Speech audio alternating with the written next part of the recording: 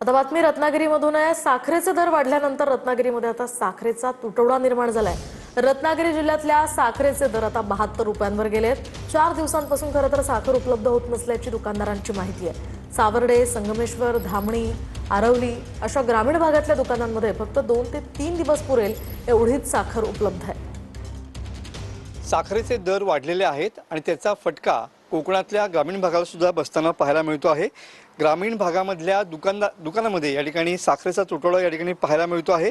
सध्या रत्नागिरी जिल्ह्यातल्या ग्रामीण भागामध्ये साखरेचे दर जे आहेत ते 72 रुपयांवरती गेलेले पाहायला मिळत आहेत।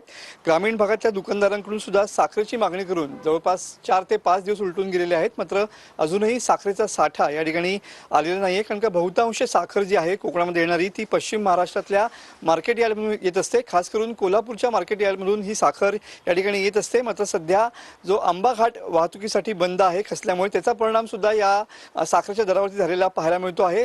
ट्रान्सपोर्टमध्ये या ठिकाणी आंबा घाट बंद असल्यामुळे जवळपास 50 ते 60 रुपयांची वाढ झालेली आहे। साखरेचे दर हे 72 रुपयांवरती पोहोचलेले आहेत।